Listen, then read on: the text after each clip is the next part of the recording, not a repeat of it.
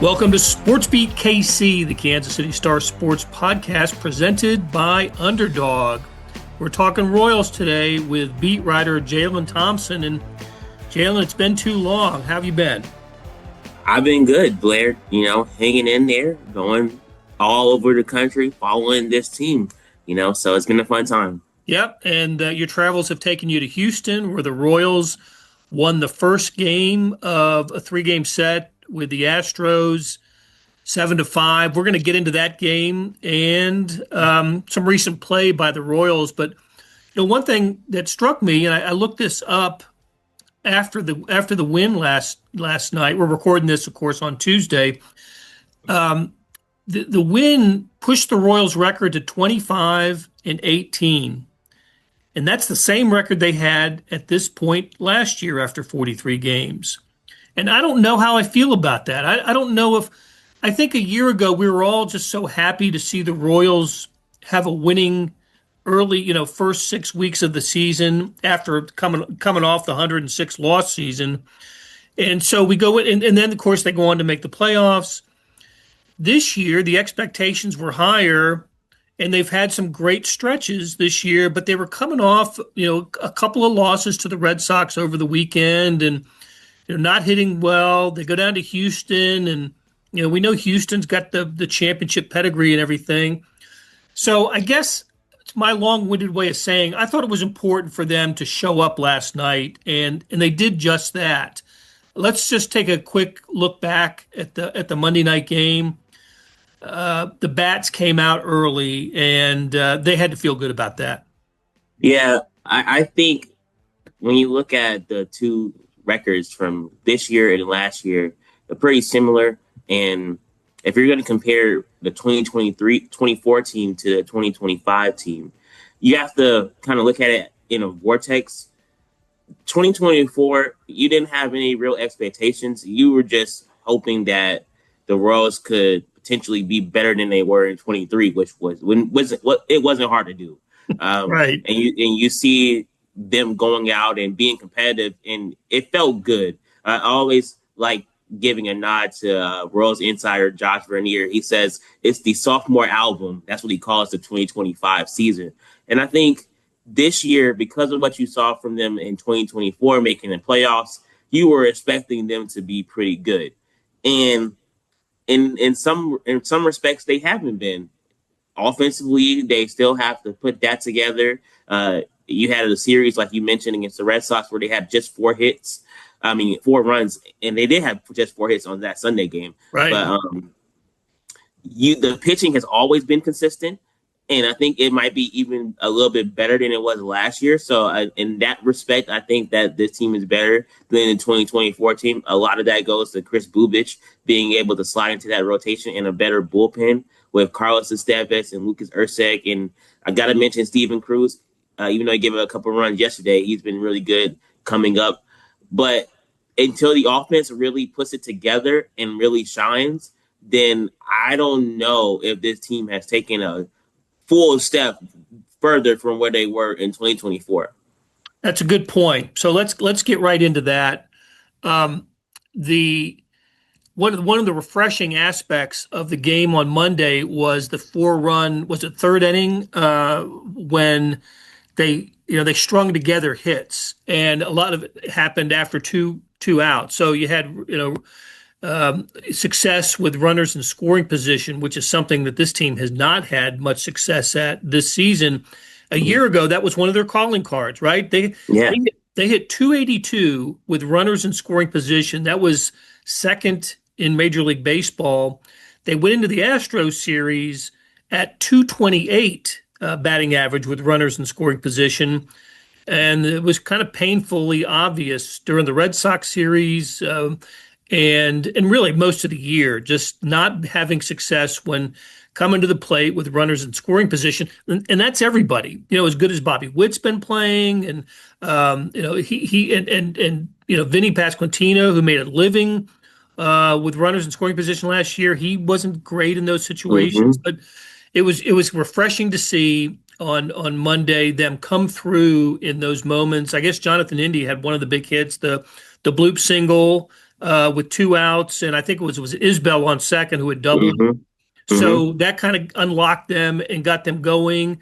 But what what do you think is it just baseball, just law of averages that maybe they shouldn't have been as good as they were last year in those situations, and they'll end up being better this year in those situations? Yeah, you would hope so, and I think a lot of it too. Look at when you look at Monday's game, they scored 7 runs after the third inning, and if they would have played maybe 3 or 4 more innings, who knows where that game would have ended up? Because they didn't add on; they just kind of stayed there, kind of the torch and the hair, where they ran out to this giant lead, and the Astros slowly came back. And thankfully, you only played and you need 27 outs in baseball. Otherwise, I don't know how that game would have turned out for the Royals yesterday. But they got the win, and like you said, they produced with runners in scoring position with 2 outs. So I think that's something that they can build on. But I truly think that they have to figure out a way to be more consistent offensively, because the law of averages says your pitching staff can't be this dominant all year long. It's going to be some stretches where the pitching staff is going to falter a little bit, and that's just what it is in baseball. I mean, you have 4 guys, almost 5 guys that have under a 4 ERA. So I mean, you're really pitching well from that starting rotation, and can they keep it up? Can they continue it? I mean, that's asking a lot to tax on the starting rotation to be almost perfect when your offense is not giving you 3 runs a game. Right. And correct me if I'm wrong that in that rotation, the one who's over four ERA is Cole Reagans, who's, Yeah, arguably had the best stuff of anybody on the rotation and is still, if he's not the leader, among the major league leaders in strikeouts. So he is, I think he will figure it out, and we'll see some vintage Cole Reagans down the road. But to your point, Jaylon, again, going into last night, 2.99 ERA for the pitching for the entire staff. That's second in Major League Baseball. They lead the majors in quality starts. That's 6 innings with 3 or fewer runs, earned runs allowed. That's at 22. They just go, it seems to me, quality start after quality start after quality start. This rotation is excellent, and I think we're going to get to a point, if this keeps up, where some of us who really like the history of baseball and the history of the Royals are going to have to start comparing this rotation to some of the best that the Royals have ever had. yeah, It is really been solid through the first few weeks, and yeah, that's why they've got these remarkable numbers. You know, they average, what is it, 3.4 runs per game. The only teams with worst run per game outputs right now are the Pirates, the Rockies, and the White Sox. And take a look at where those records are. yeah, But at 3.4 runs a game, the Royals are still 7 games over 500, and they're 17 and 18 when scoring 4 or fewer runs. Nobody else in baseball has more than 10 victories in that stretch. So they've done some tremendous things because of their pitching, and a Royals fan can only hope that the bats heat up. Get Vinny off the schneid, and Salvador Perez's power. He's still only 2 home runs and hasn't had one in a month. hmm, Michael Garcia off to a great start. I think I read in your story he's won for his last 18 or something like that. So, he's cooled off a little bit. So, hey, their home run total, they're still sitting at 20, no, 28 now because of Massey got one last night, but that's still last in Major League Baseball. Base on balls, they don't take walks. They're the third worst in baseball at that. They're the sixth worst in on base percentage. I'm going on and on, but I think the point is they got to hit better, and at least for now, and we'll get into this in a moment, but at least for yeah, now, they've got to do it with who's on the roster right now, right? Who are their yeah, 26? And do you see any solutions to this issue? yeah. They have a very big one, and that's sitting in Double A. Yeah, he But is. They don't But of the want to 26 right now, I of mean, the 26 right now. Without the star phenomenon that's in yeah. Double A, I think it has to come down to Vinny, Bobby, and Salvi. They have to be better, and we know what Bobby gives you. He's gonna hit over 300. He's gonna do. It's really not him, but you need Vinny and you need Salvi to be producers to help protect him in that lineup. Like you said, Salvador Perez has 2 home runs this year. When's the last time that you've seen Salvi have 2 home runs in his middle of May almost? Right. You just haven't seen it. You just don't expect to see that from him. And I get it. He just had a birthday. He just turned 35, I believe, right? So I mean, father time is undefeated. That's what they always say. And I'm not saying that Salvi is slowing down, but you gotta kind of when you look at it through that lens, you have to be like, well, he is 35 years old and he's a catcher. And typically in baseball, that's when catchers start to slow down. The Cardinals, you saw it with Yadier Molina. That's just 3 hours to the east. What happened there? So you got to be able to rely on more than just Salvi, and that's where Vinny Pasquantino comes in play. He's leading the team in RBIs or second in RBIs, and he's has the home runs. I believe he has 6 of them.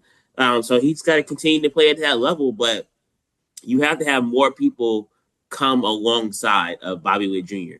and Michael Garcia, and I think you mentioned Kyle Isbell and I thought that was a really good point. Quietly as it's kept, he's having a really good year at the plate. A really good year at the plate. And I don't think people really recognize that because he's bats ninth in the order. But the quality of the bats that he's been putting up, being able to move the runner over, flip the lineup over, like you mentioned, the 2-out double, that kind of sparked that second inning there, where they scored those 4 runs. So guys like that, I think they still need more production out of the outfield. They haven't gotten that. Hunter Renfroe, he hasn't been the guy that they envisioned when they signed him. Kevin Biggio he's a good utility player. Mark Hanna, he's a great a veteran in the lineup, but those guys don't scare opposing teams' offenses. I mean, and their pitching staff, so they have to pick it up. And I don't know where that's going to come from. It has to come from their top 3, though, I believe. Yep. A couple of notes. Even with this issue, the Royals went 5-2 on that homestand that included the White Sox and the Red Sox. And I don't know if it includes the Astros opener, but they were 16-4 in their last 20 games, which is the best record in baseball over that span. So yeah, 17-4 now. It's a 17-4 over the last 21. So that's best record in baseball over that span. The fact that we're kind of harping on where they can improve suggests that there are expectations for this team, right? This is not this is still a team that, especially with this pitching, that we think should end up being in the playoffs. And the analytics agrees with us. If you look at anywhere where there are playoff projections, the Royals are part of it. So I guess what we're saying is find some hitting, and we think everything's going to be okay. Yeah, are we being too hard on the Royals? Maybe that's what it is.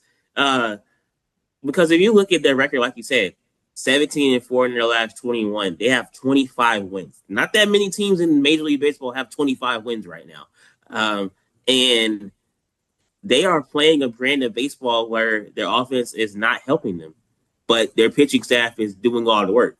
So maybe we are being a little bit too hard on them, but it's just a matter of they've been playing well, and I think we should just give them their credit that they have played well to get to this point where all the different warts and things that they have right now. I like being in this place where you feel some emotion about this team, whether it's positive or negative. You're feeling something because there were too many seasons.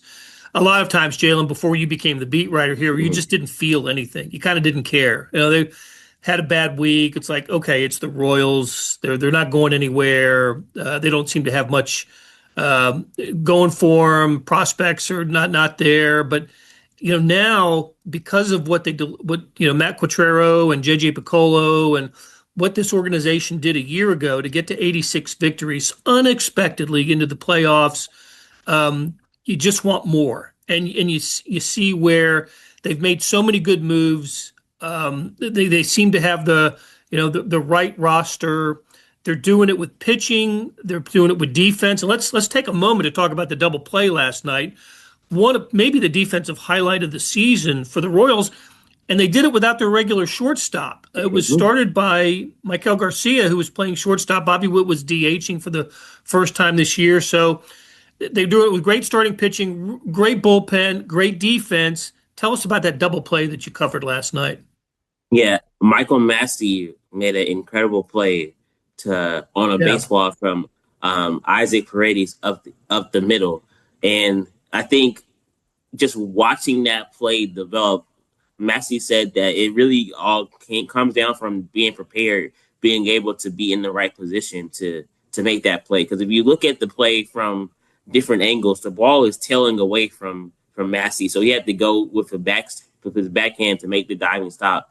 Then he flips it to Michael Garcia rushing across the bag, which is a hard thing to do, and you have to have timing because one misstep and that ball is flying towards home plate again. So he catches it, then he throws it to Vinny Pasquantino, who makes a stretch, and he gets the out. And Vinny is very popular for his stretches in recent years, and that being able to be able to stretch like he can. And that play was essentially a big play because it was bases loaded in that third inning, and the Royals had a 4-run lead. And if Michael Wacha gives up a hit there, it's 4-2, and things could be totally different than what it turned out to be. So that was a huge, huge play for Michael Massey to do that, and it just shows that all the hard work that the Royals are doing to really put themselves in a position to win games like we just talked about without their offense really showing up. Like they showed up yesterday for those 2 innings, but if you ask any Royals player, they would like to continue to add on through every inning in the game instead of just having the second and third be where all the offense comes from. But you need plays like that to help support a pitching staff if you want them to continue to keep their numbers under the two runs a game or wherever they are combined right now. So, I mean, it's impressive. It really is. Take a swing at picking sports this baseball season with Underdog. Playing on their app is as easy as choosing higher or lower on players' stats. Get them right, and you could win up to 1,000 times your money. Sign up today using promo code KCSTAR to get a gimme pick as a part of your first cash entry, plus up to $1,000 in bonus credits when you deposit. Must be 18 plus and present in a state where Underdog Fantasy operates. Terms apply. Concerned with your play? Call 1-800-GAMBLER or visit www.ncpgambling.org. All right. Let's talk about a possible solution to the Royals' offensive problems. Jaylon Thompson, beat writer for the Kansas City Star, covers the Royals for us. You wrote about Jac Caglianone last week. A really nice story. Talked to his high school coach and his dad, and I learned something from that story about kind of where Caglianone's career changed because of an injury. And tell us about that and what you learned about Caglianone and how how his life may have been different if it hadn't been for this injury.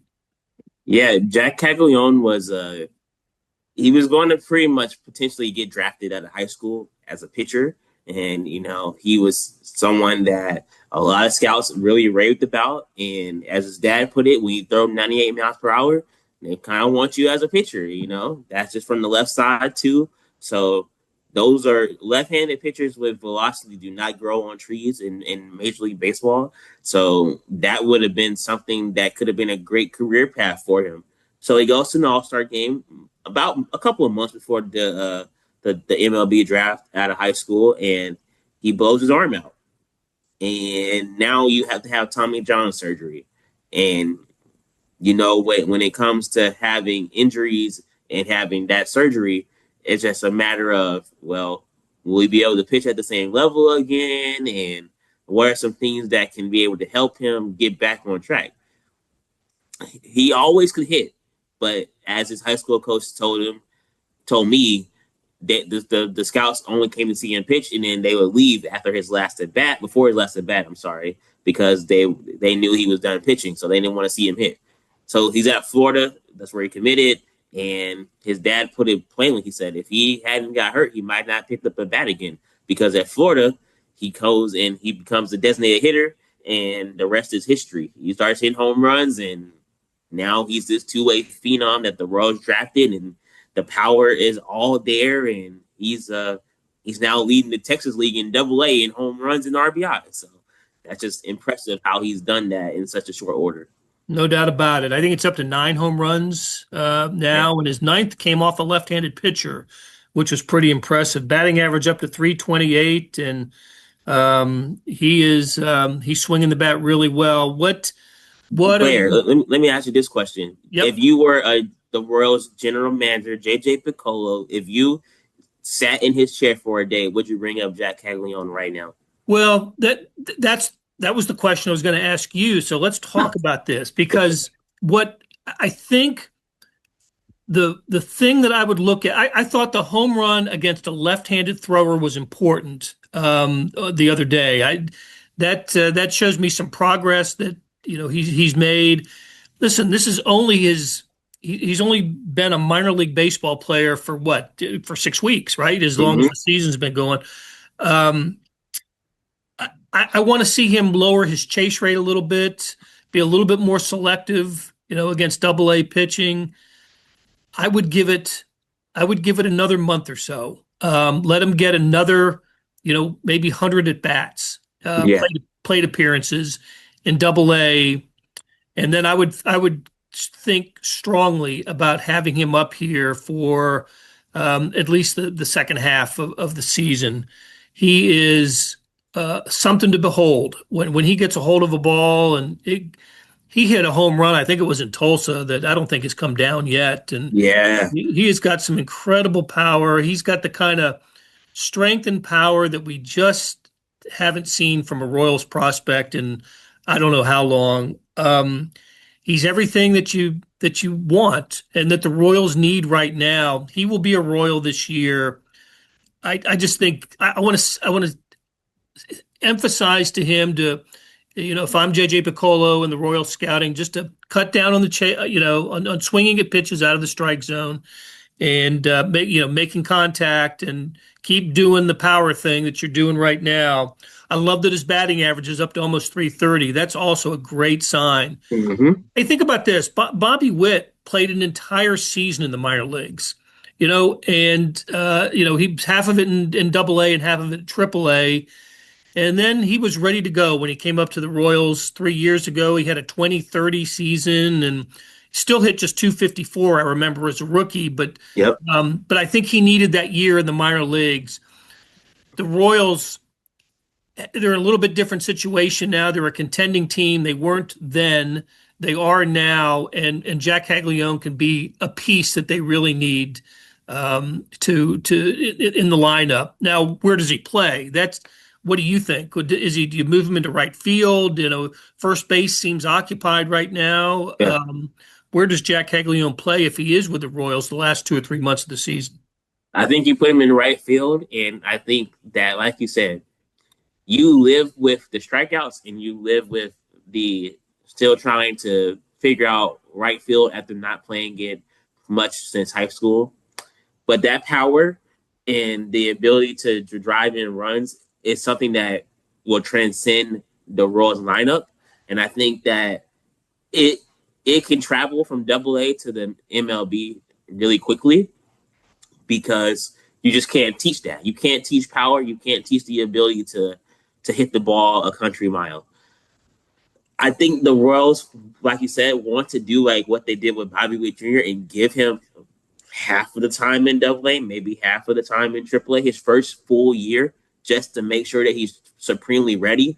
But I think if you're going to be a team that wants to make the playoffs and you want to push for the AL Central Division and you want to win that, I think you have to bring up this golden gift, I will say, that the Royals have down in Double-A and see what he can do in the lineup. Because your outfielders aren't giving you what you need to produce.